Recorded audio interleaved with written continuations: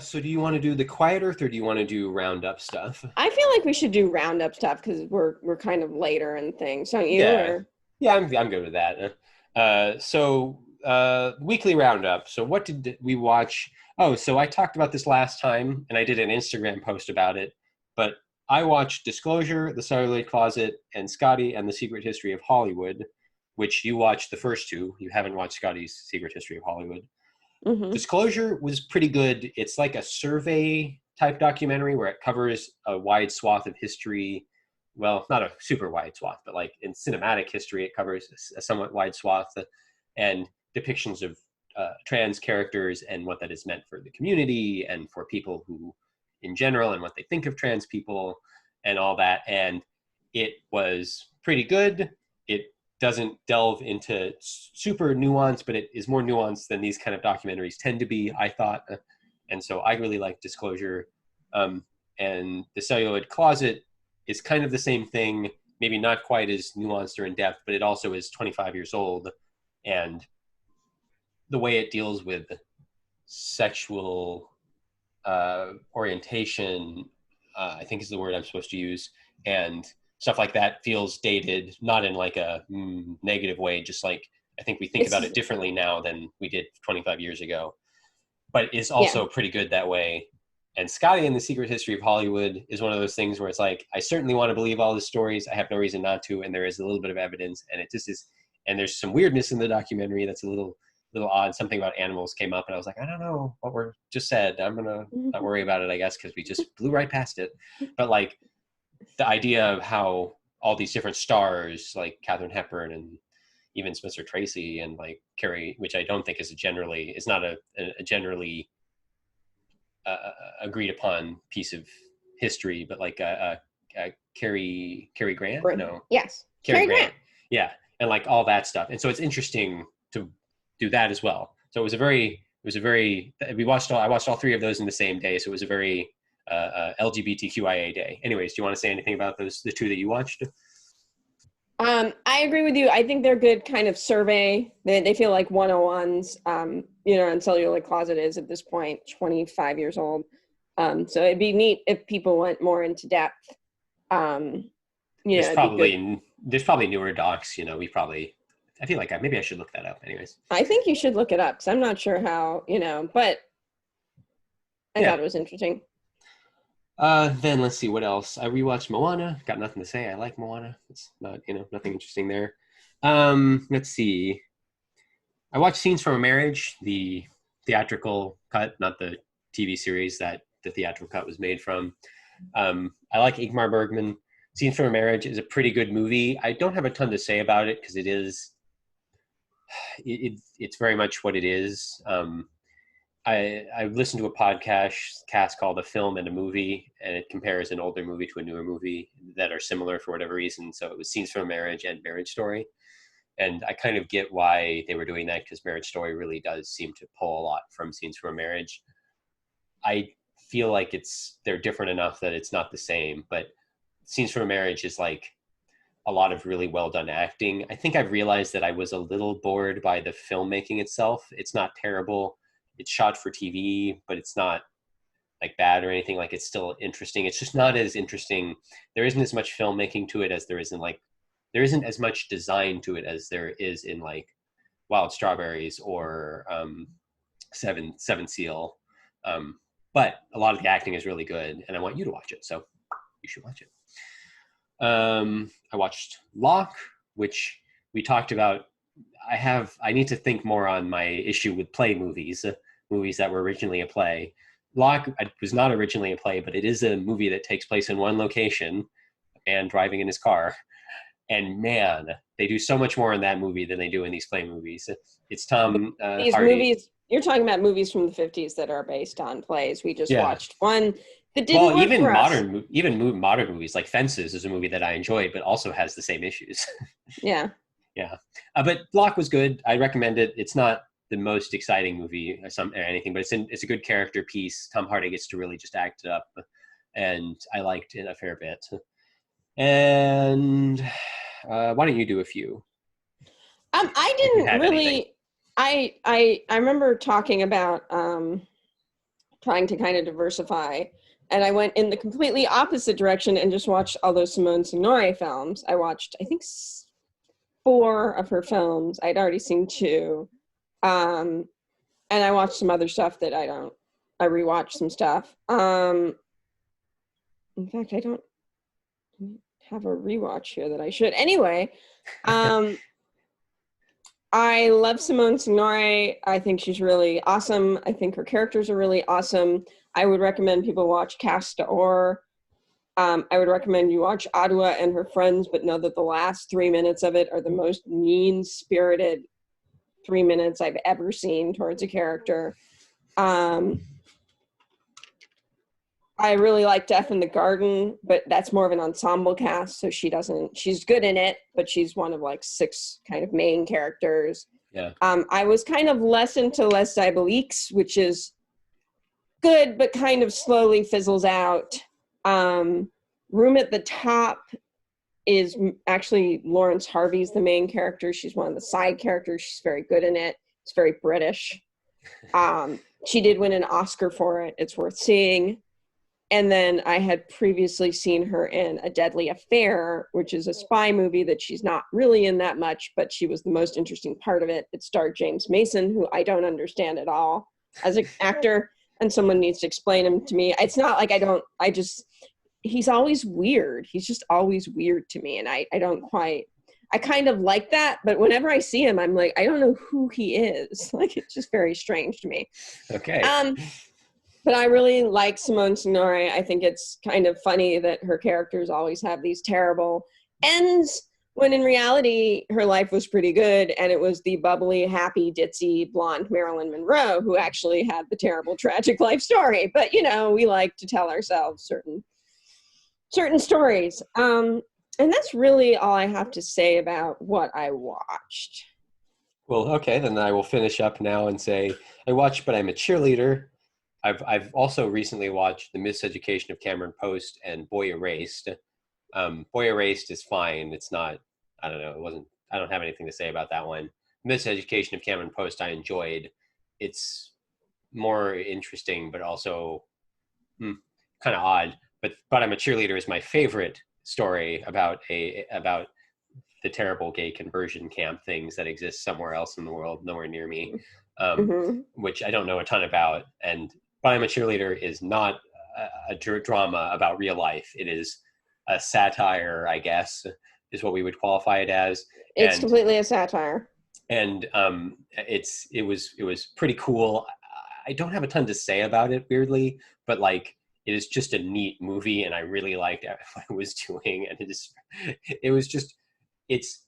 is not at all shy about being like, none of this makes sense. Absurdity, weirdness. It's not absurdism, but it's like, none of these things make sense. Here's gender roles, blah, blah, blah. And I kind of like that.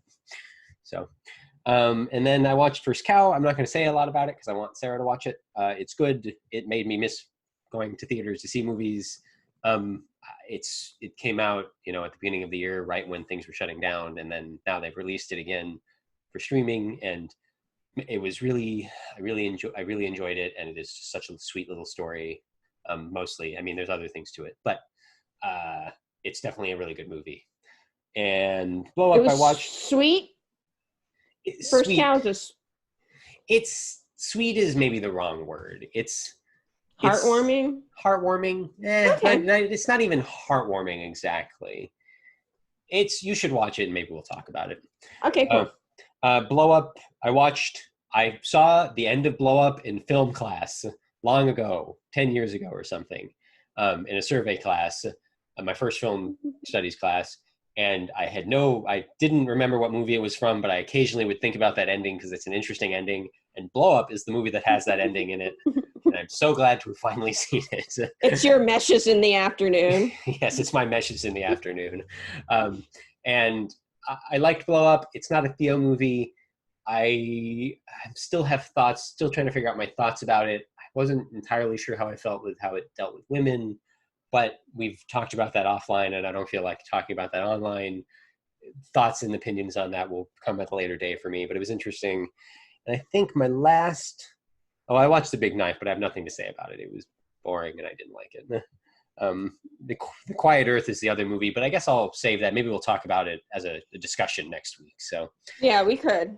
That's my roundup. Those are all the movies I watched, more or less, and things I had to say about them. So what are you going to watch next week? What have you got planned?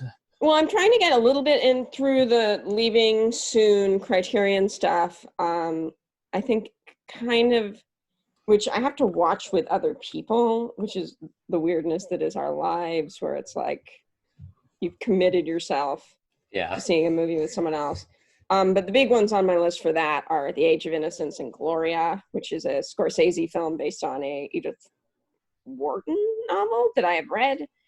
And Gloria is one of Cassavetes' films starring Gina Rowland. His wife, right? Yes.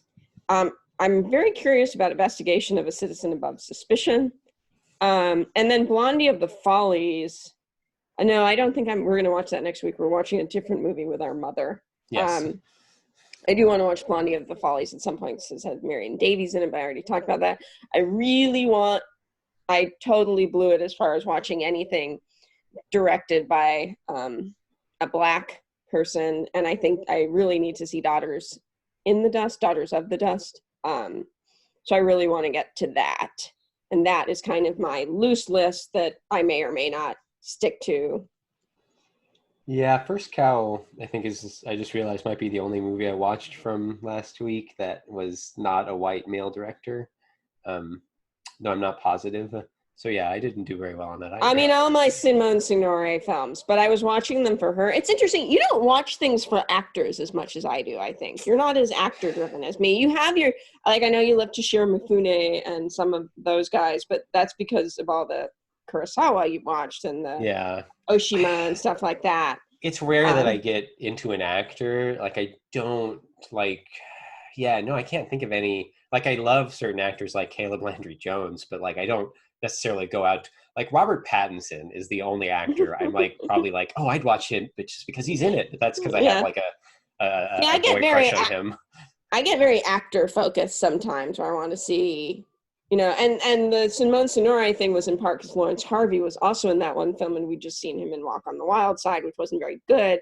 Yeah. But I was just kind of curious about him. So that's more me than you. Yeah.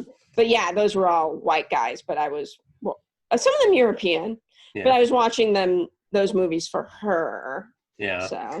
So this, what you're saying is next week you're going to try and do Daughters of the Dust? What is it? Daughters of the Dust, which is the first theatrically released film directed by an African-American woman distributed in the United States. Right. So, and I really want to watch that too. Not that you have to watch it with me, but just that. You also have you have Down in the Delta on your list, which is a Leaving Soon that I have already seen, and that's directed by Maya Angelou. I think it's her only movie she's directed. Yeah. Well, since you mentioned that, so my plans.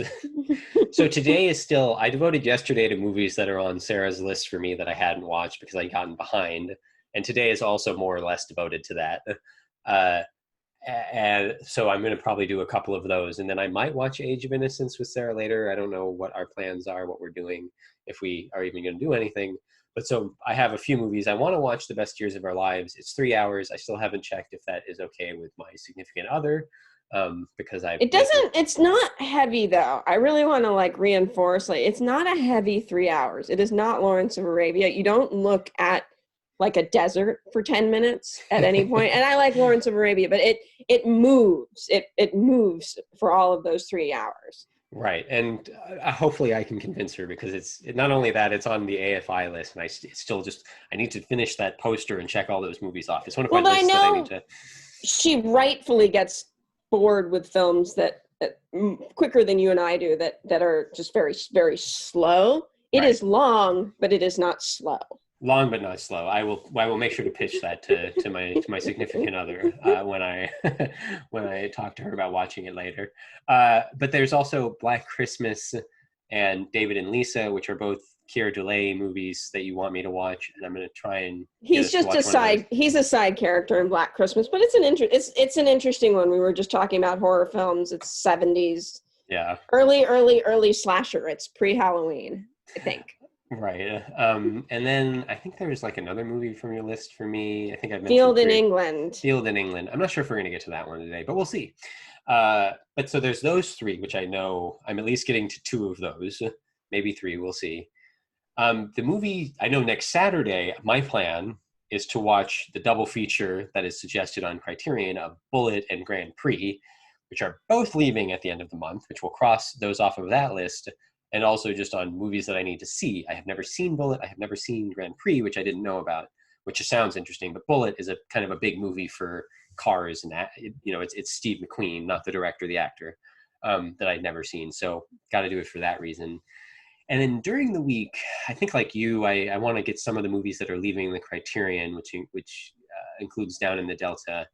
But I also probably owe Jill a few movies that are not older and slower and potentially, a little, dramatic in a way that she doesn't go for. But so that my plan is, so my only strong plans are the movies I have mentioned, and maybe seconds. I kind of want to get that one. Maybe we'll do that on Wednesday or something when we join. And then I guess we're all watching Born Yesterday tomorrow. So yeah. Anyways, those are our movies. Tomorrow we're watching Born Yesterday. So my name is Julia Ross. I know some of these titles get kind of silly when you say them out loud. Anyways, all right. I think that's it for us. Thank you all for listening or watching. It's been fun. Have a great summer. Keep in touch. Bye. Bye. Bye.